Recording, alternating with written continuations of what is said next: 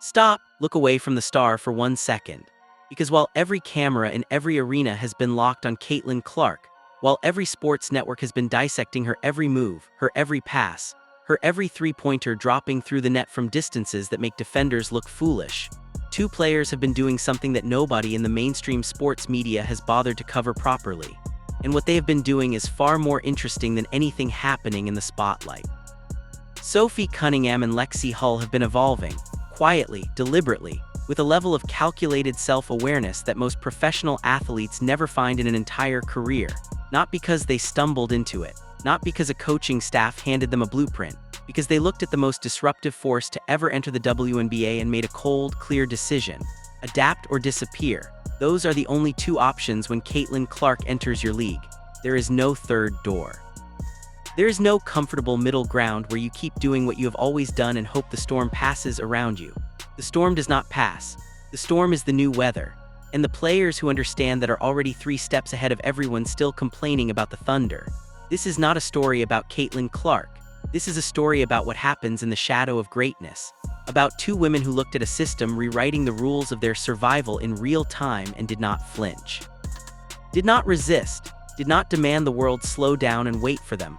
They weaponized it, and the moves they have been making quietly while you were watching someone else are the most calculated career decisions in the modern history of women's basketball. To understand how extreme this transformation has been, you need to understand who Sophie Cunningham was before this offseason, not who she is now, who she was. For 6 years, Cunningham built her entire professional identity on one thing: physicality. She was the enforcer, the player who set bone-jarring screens, who absorbed punishment in the paint without blinking, who physically stood between every veteran in the league and the Fever's rookie point guard without hesitation or apology. She carried the structural mass of a player built for war in the trenches. She threw her body into collisions that would make most players flinch. She played with a controlled aggression that made her one of the most respected and feared role players in the entire WNBA. That was her identity. That was her brand. That was the thing keeping her on the floor and keeping her relevant in a league that discards players the moment they stop being useful. And then she sat down, watched the film, studied the numbers, and looked at the way Caitlin Clark's offense actually operates at full speed. And she made a decision that most athletes would never have the courage to make. She destroyed the thing that defined her, and rebuilt herself from scratch, not because someone told her to, not because the coaching staff handed her an ultimatum, because she understood with the cold clarity of a player who has been in this league long enough to know how fast it discards people that the version of herself that had worked for 6 years was no longer the version this team needed. And rather than wait for the coaching staff to figure that out and replace her, she replaced herself first. Sophie Cunningham dropped from 165 pounds to 148.5, 16.5 pounds of body mass gone. For a professional athlete already operating at elite physical conditioning, that is not a casual diet adjustment. That is not a lifestyle change. That is a complete biological restructuring. Stripping your body down to its most efficient possible frame, and accepting with total clarity that the player you were last year no longer has a place in the system you are entering this year. That is not just discipline. That is ruthlessness turned inward. And the reasoning behind it reveals exactly how deeply Sophie Cunningham understands the Caitlin Clark economy. Here is where the decision gets even more extraordinary. Sophie Cunningham is not just rebuilding her body in a normal off-season conditioning program. She is doing it while rehabilitating a torn medial collateral ligament in her knee. Let that sit for a second.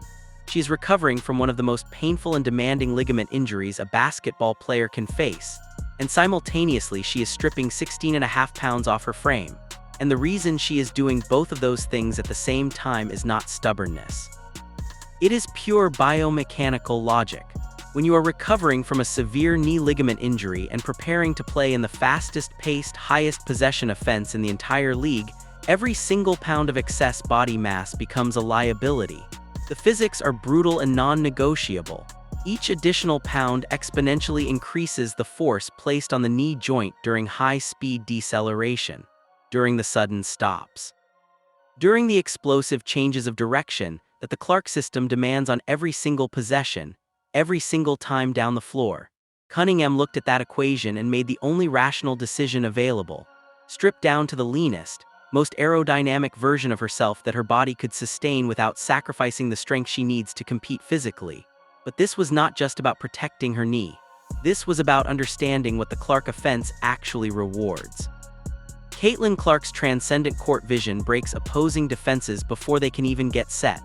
She throws full-court outlet passes with a speed and accuracy that nobody in the history of women's basketball has ever matched. If you are a wing player on the Indiana Fever, and you leak out in transition the instant the defensive rebound is secured, you are virtually guaranteed to receive a pinpoint 50-foot pass leading directly to an uncontested layup or a wide-open corner three. But the window is measured in fractions of a second. You have to beat your defender down the floor. You have to be faster, lighter, and more explosive than the person chasing you. And at 165 pounds, Cunningham knew she was losing that race too often. She also had a warning sitting right in front of her. She watched what happened to Aaliyah Boston during the first half of last season. Boston came into the year carrying a bit more weight than the system required. Still tuned to the slower, more methodical post-up game she had dominated in college. The result was a brutal first month where Boston looked visibly gassed, struggling to keep pace with the relentless chaos of her new point guard's tempo. It was not until Boston physically adapted that she finally unlocked what she was capable of inside the new system. Cunningham watched that entire adjustment period play out in real time. And she decided she was not going to waste a single game going through it herself. She made the adaptation before training camp even started. She showed up lean, fast, and ready to run. A catch-and-shoot weapon who hit 43% of her three-pointers last season. Now capable of getting to her spots faster than she ever has in her entire career. When Clark throws the transition pass this season, Cunningham intends to be the first player waiting in the corner every single time. Part 4, the political minefield. Nobody is talking about physical transformation is only half the equation in Indianapolis right now. The other half is a political minefield. One that could determine whether this franchise contends for a championship or implodes before the All-Star break. And everything hinges on one decision that the new head coach has not yet made public. A decision that, depending on which way it falls, will either validate every sacrifice that Cunningham and Hull have made this offseason or render those sacrifices completely meaningless overnight. The Indiana Fever hired Stephanie White as their new head coach this offseason. White is a veteran coach with deep ties to the league's established players, particularly the veterans who have been in this system far longer than Caitlin Clark has. And that coaching hire introduced a massive and genuinely dangerous variable into the team's offensive identity. Here is the concern that the people who study this roster most closely are not saying loudly enough. White could attempt to implement a traditional veteran-heavy rotation, one that prioritizes isolation scoring, one that deliberately slows down the pace and tries to distribute touches more evenly across the roster in an effort to keep the locker room comfortable and the veteran egos intact. On paper, that sounds reasonable. It sounds like experienced roster management. It sounds like the kind of veteran coaching decision that gets praised in press conferences. In practice, it would be an act of competitive self-destruction. You do not take the most explosive offensive engine in the history of women's basketball and throttle it down to make role players feel comfortable. You do not redesign the fastest car on the track so the slower drivers can keep up. You build the entire system around that engine and you find players who can run at its speed. Every single time last season that the coaching staff experimented with lineups that benched Hull in favor of slower, higher usage veterans, the offense stalled immediately. The ball movement died. The passing lanes closed. Clark was forced into contested isolation possessions that negated everything that makes her special. And every single time Hull returned to the floor, the system snapped back into gear. The passing lanes reopened. The floor spacing stretched the defense to its breaking point. The transition game came alive. The data is not ambiguous. The film is not debatable. Hull in the starting lineup alongside Clark and Cunningham produces the best version of this team by a significant and measurable margin. The question is whether Stephanie White will follow the data or follow the politics. And that question is not a minor subplot to this season. That question is the season. Because in the Caitlin Clark economy, the margin for error is razor thin. One wrong lineup decision, one unnecessary concession to a veteran ego, one rotation choice driven by locker room politics instead of performance data, and the entire machine breaks down. Part 5, the prototype the Fever cannot afford to bench. Let's talk about Lexi Hull specifically, because this is where the story gets sharper. Hull is not a star. She will never be the player whose name trends on social media after a big game. She will never be the player whose jersey sells out in 20 minutes or whose arrival in a new city causes ticket prices to triple overnight. She knows that. She has always known that. And she built her entire professional identity around that reality instead of resenting it. Lexi Hull is the prototype for what the modern 3-and-D wing should look like in women's basketball. She does not demand the ball in isolation. She does not need plays called for her to feel valued. She does not complain about usage rates or touch counts or the fact that the point guard next to her is generating 10 times the commercial attention with half the defensive effort. She plays suffocating, relentless perimeter defense. She stretches the floor with high-efficiency shooting. And she runs the floor with a motor that never stops and never asks for a substitution. When Hull is on the court alongside Clark and Cunningham, the offensive geometry of the Indiana Fever becomes almost mathematically impossible to defend. 3 shooters who can space the floor, 3 defenders who can switch assignments, and a point guard in the middle of it all who sees passing lanes that do not exist for anyone else on the planet. That is not just a good lineup. That is a defensive coordinator's nightmare. But here is the painful reality that the Fever's coaching history has already demonstrated once. Coaching staffs have a long and painful track record of overthinking the obvious. There is always the temptation to give minutes to the veterans who have been loyal to the organization. To the players with bigger names and longer resumes who expect a certain level of playing time regardless of whether the numbers support it. It feels fair. It feels like good people management. It feels like the kind of decision a reasonable, experienced coach makes to maintain locker room harmony, and it destroys the on-court product every single time. Last season, Hull's presence in the starting 5 was not a stylistic preference. It was a structural necessity. The floor spacing she provided was not interchangeable with what a higher-usage veteran brings to the same lineup. The defensive versatility she offered was not something the Fever could simply replace by inserting a more offensively aggressive player and hoping the math worked out differently. It never worked out differently. The data said Hull. The film said Hull. The results on the scoreboard every single time she was in versus every single time she was out said Hull. And now Stephanie White has to look at all of that evidence and make a decision. Give Hull the role the numbers say she deserves. Or make a political concession to a veteran rotation that the data has already proven does not work. The entire season may turn on that single choice. Now here is where this story takes a turn that almost every sports analyst covering the WNBA has completely missed. While the fans are debating starting lineups and the Players Association is negotiating over the collective bargaining agreement, and the sports media is doing what it always does, pointing every camera at the biggest name in the room, Lexi Hull has been quietly executing one of the most sophisticated off-court business moves in the entire history of women's professional basketball. And the strategy behind it reveals something genuinely profound about the economics of proximity to a generational superstar. Here is the reality that role players in women's basketball have lived with for decades. They do not get the multi-million-dollar shoe deals. They do not land the national television commercials. The massive endorsement economy that sustains the biggest names in the sport simply does not trickle down to the players standing next to them. Role players fight for the financial scraps. They supplement their income playing overseas during the off-season. They hope that the next collective bargaining agreement negotiates a base salary that actually covers a mortgage in an American city.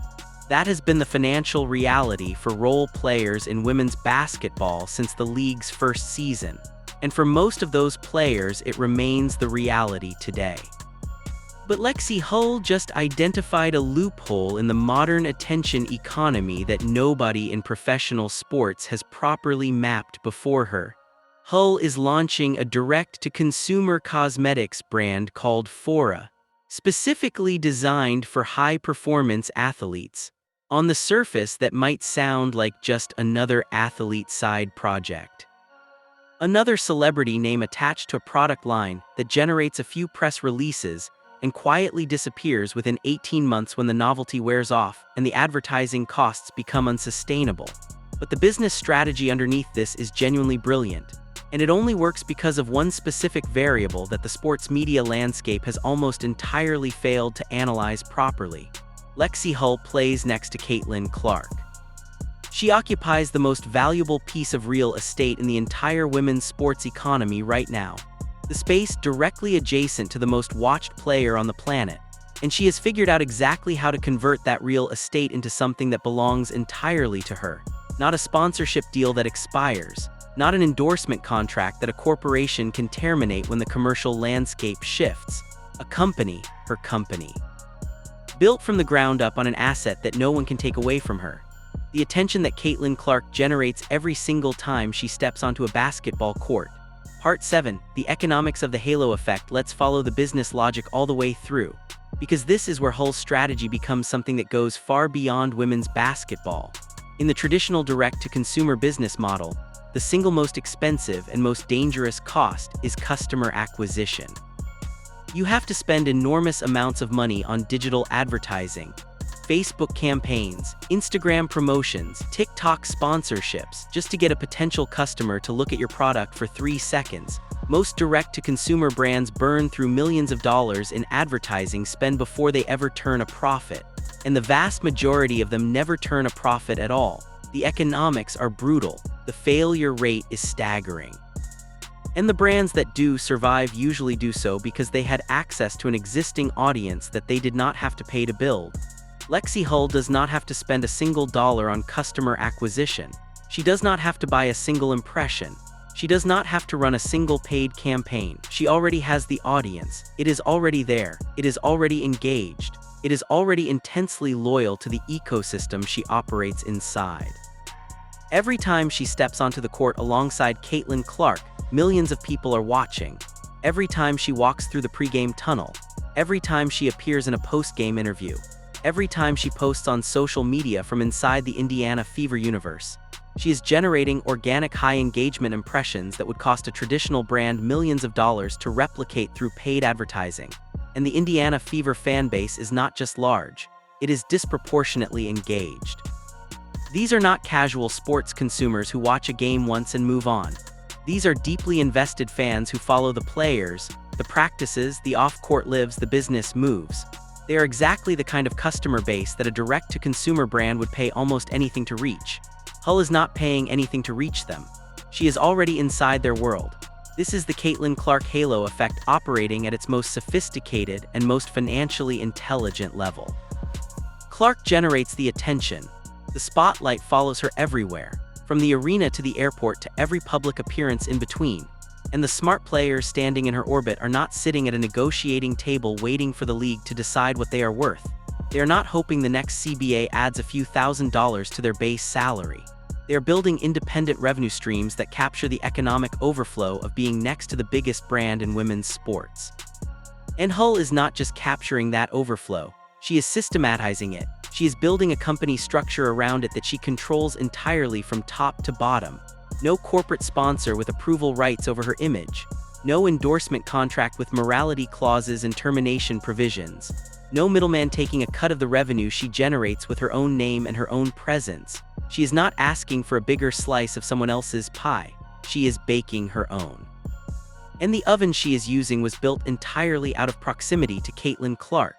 Here is the uncomfortable truth that nobody inside the WNBA wants to say out loud. The league is splitting in two right now. Not along talent lines, not along draft position lines, not along all-star appearances or years of experience or the size of the contract you negotiated before Caitlin Clark arrived and changed what every contract in this league should look like. The dividing line is adaptation. On one side, you have the players who looked at the Caitlin Clark economy and understood what it demanded. They did not complain about it. They did not hold press conferences about fairness or call their agents to discuss how the attention distribution was affecting their brand value. They studied it. They identified exactly what it rewarded. And then they did the hard, unglamorous work of transforming themselves to meet it. Sophie Cunningham stripped 16 pounds off her frame while recovering from a serious knee injury. She optimized her cardiovascular engine from the ground up. She turned herself into a transition weapon perfectly calibrated for the fastest offense in the league. She sacrificed the physical identity she had spent 6 years building because she understood with complete clarity that the old version of herself did not fit the new world she was playing in. Lexi Hull locked down her role as the defensive anchor and floor spacer the system requires, and then she took the visibility that role gave her and converted it into a direct-to-consumer business empire that she owns entirely. A company that generates independent wealth completely outside the boundaries of what the league can offer her or take away from her. These are not players who got lucky. These are not players who happened to be standing in the right place when the spotlight turned on. These are players who saw the future clearly before it arrived, accepted what it required, and then executed on that vision with a discipline and a precision that most professional athletes never demonstrate. And on the other side of that dividing line, the players who are still complaining, the ones who resent the attention Clark receives, the ones who believe that seniority entitles them to minutes and touches regardless of what the performance data says. The ones who are demanding that the system slow down and bend around their preferences instead of evolving their games to meet the system where it is. Those players are not bad basketball players. Many of them are genuinely talented. Some of them have had remarkable careers. Their frustration is understandable on a human level. But talent without adaptation is worthless in a league that is evolving this fast. The WNBA in 3 years is going to look nothing like the WNBA today. It is going to be faster, more athletic, more commercially sophisticated, and far less patient with players who cannot keep up with the pace that one player's arrival has permanently established as the new baseline. The roster spots are going to the players who figured that out early. The rest are going to be watching from their couches wondering what happened. Part 9. The blueprint every role player should be studying. Let's zoom out for a moment. Because what Cunningham and Hull have done this offseason is not just significant for the Indiana Fever. It is not just relevant to the 2025 WNBA season. What these two players have figured out is a blueprint that every role player in every professional sport should be studying right now, carefully, with a notebook open and a highlighter in hand. Here is the fundamental problem that role players across professional sports have faced for generations. Your value is always defined by someone else. The star player defines the system. The coaching staff defines the rotation. The front office defines the contract. The endorsement economy defines who gets the commercial deals and who gets the financial scraps. And the role player sits inside all of those systems, hoping that the people making the decisions recognize what they contribute and reward it accordingly. That hope is almost always disappointed. Because the people making those decisions are not primarily thinking about fairness. They are thinking about what generates the most attention, the most revenue, and the most commercial value. And in a world where one player can generate 4 times the revenue of an entire league's previous baseline, the math on who gets rewarded and who gets overlooked is not complicated. Cunningham and Hull looked at that reality and refused to accept it as fixed. Cunningham's move was internal. She looked at what the system rewarded physically and athletically, and she rebuilt her body to deliver exactly that.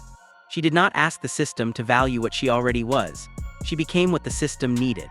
And in doing so, she transformed herself from a role player whose position on the roster was always slightly uncertain into a player whose specific skill set is now irreplaceable inside the league's most watched and most commercially valuable franchise. Hull's move was external.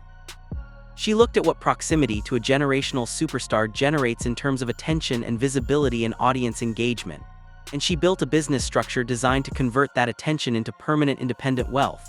Not a sponsorship deal that lasts 2 years. Not an endorsement contract that evaporates when her playing career ends. A company, with equity, with revenue, with a customer base that she built herself using an audience that nobody can take away from her. Together, those two moves represent something that goes far beyond basketball strategy. They represent a complete reimagining of what it means to be a role player in the modern attention economy. You do not have to be the star to build a star's financial future. You do not have to generate the headlines to capture the economic value that the headlines create. You just have to be smart enough to understand where the value is flowing and disciplined enough to position yourself directly in its path before everyone else figures out the same thing. Cunningham made the bet on herself physically. Hull made the bet on herself commercially. both bets are already paying off. And the players who are still waiting for the league or the coaches, or the collective bargaining agreement to solve their financial and professional problems, are watching two teammates demonstrate in real time exactly why waiting is the most expensive strategy available. Part 10. The season that hasn't started yet. Here is where everything lands. The Caitlin Clark economy is real. It is accelerating. And it is the most transformative force that women's professional basketball has ever encountered. Not because of the highlights, not because of the endorsement deals or the jersey sales or the broadcast ratings that make network executives feel things they have never felt about a women's basketball property before. Because of what it is forcing every single person inside its orbit to become. Every week somewhere inside this league, a roster decision is being made. A veteran is being phased out. A role player is reinventing herself. A coach is drawing up a system that did not exist 2 years ago because 2 years ago it did not need to. This is what disruption actually looks like from the inside. Not the highlight reels, not the press conferences, not the social media moments that trend for 48 hours and disappear. The quiet, unglamorous, high-stakes game happening beneath all of it. Where careers are won and lost not on talent alone, but on the willingness to see the future before it arrives and do the hard work of preparing for it before anyone else even recognizes it is coming. Sophie Cunningham saw it. She stripped her body down to its most efficient frame while recovering from a serious knee injury and showed up to training camp as a completely different player. Lighter, faster, more explosive. Ready to run a system that rewards exactly those qualities on every single possession. Lexi Hull saw it. She locked down the defensive role that the system requires, became irreplaceable inside the league's most watched lineup, and then converted the visibility that role gave her into a direct-to-consumer business that she owns completely. A company built on an audience that the biggest brand in women's sports helped her build without either of them having to say a word about it publicly. And somewhere in that fever locker room right now, the real season has not even started yet. The practices are happening. The film sessions are running.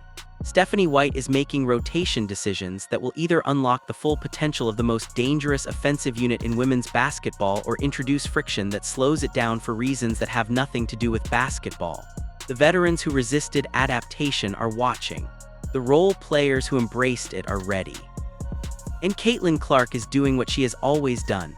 Walking into the building, running the offense, seeing the floor at a level nobody else in this sport can match.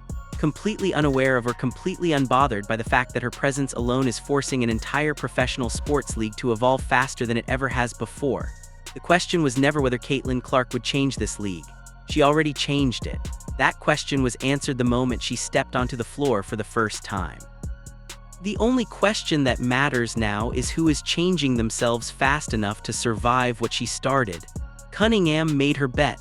Hull made hers. The season is coming. The roster spots are limited. The margin for error is razor thin. And the players who figured out what this moment required before it arrived are already ahead of everyone still trying to catch up.